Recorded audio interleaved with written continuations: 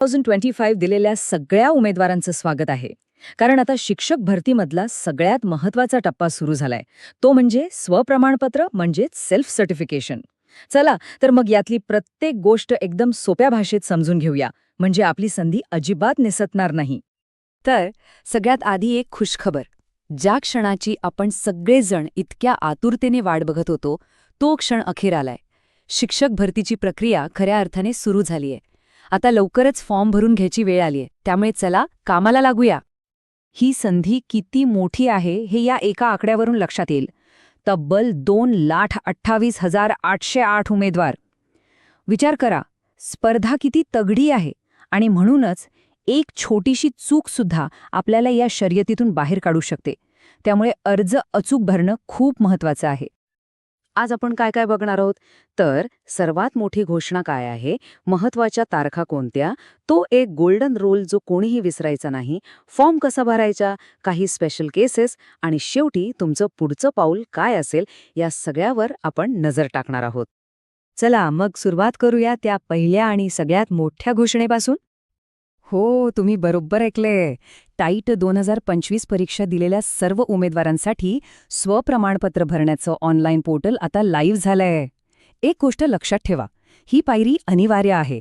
हे पूर्ण केल्याशिवाय निवड प्रक्रियेत आपलं नाव येणार नाही. आता वळूया सगळ्यात महत्त्वाच्या भागाकडे, आणि तो म्हणजे तारखा.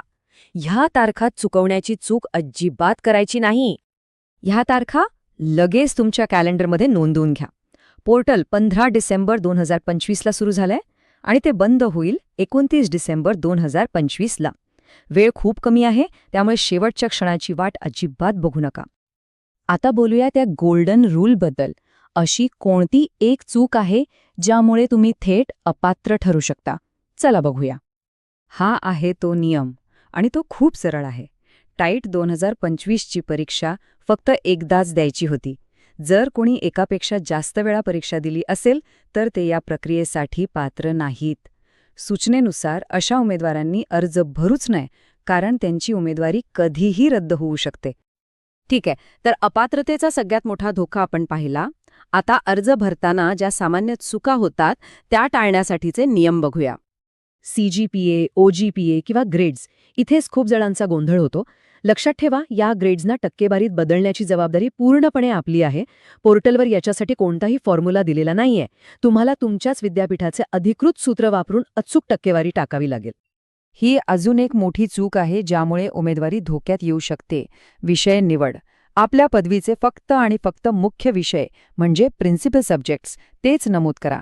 गौण किंवा सबसिडियरी विषय टाकले तर तुमची उमेदवारी रद्द होऊ शकते. अच्छा, समजा कोणाकडे 10वी किंवा 12वीचं रेग्युलर सर्टिफिकेट नसेल तर काळजी करू नका, त्याला एक पर्याय आहे. तुम्ही समकक्ष पात्रता वापरू शकता. उदाहरणार्थ 12वीसाठी पॉलिटेक्निक डिप्लोमा.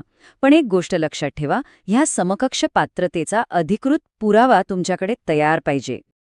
चला आता काही खास केसेसबद्दल बोलूया जिथे उमेदवारांना अनेकदा प्रश्न पडतात आणि गोंधळ उडतो. तुमचे टेट किंवा CTETच्या डेटामध्ये काही चूक झालीये का? हरकत नाही, ती दुरुस्त करता येते. बघा, 3 सोप्या स्टेप्स आहेत. पहिली, तुमच्या लॉग इनमध्ये request for change in data निवडा.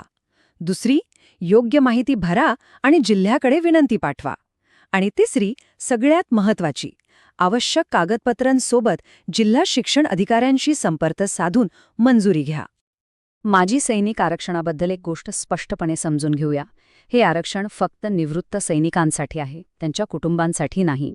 यात फक्त एकच अपवाद आहे, तो म्हणजे शहीद सैनिकांच्या विधवा पत्नी किंवा अविवाहित मुलांना याचा लाभ मिळतो, बस.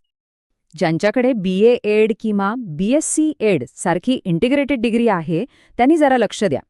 ही पदवी फक्त शैक्षणिक पात्रता या सेक्शनमध्येच भरायची आहे.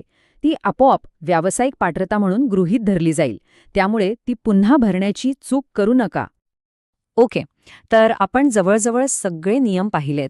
आता शेवटच्या आणि सर्वात महत्त्वाच्या टप्प्याकडे वळूया. ही प्रक्रिया पूर्ण कशी करायची आणि गरज पडल्यास मदत कुठून मिळवायची? या सगळ्या माहितीतून जर एकच गोष्ट लक्षात ठेवायची असेल तर ती ही आहे, तुमचा अर्ज 29 डिसेंबर 2025 पर्यंत पूर्ण झालाच पाहिजे आणि सबमिट झालाच पाहिजे. ही तारीख डोक्यात फिट करून ठेवा.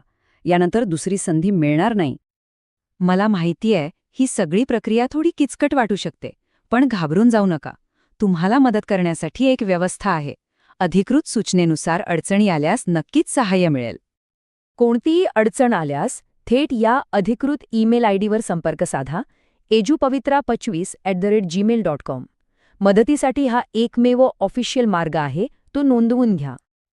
तर सगळी माहिती आता तुमच्यासमोर आहे. आता प्रश्न एकच आहे, तुम्ही तुमचा अर्ज अगदी अचूकपणे भरून सर्व चुका टाळून तुमची शिक्षकाची जागा पक्की करायला तयार आहात का? वेळ कमी आहे. चला तर मग कामाला लागा.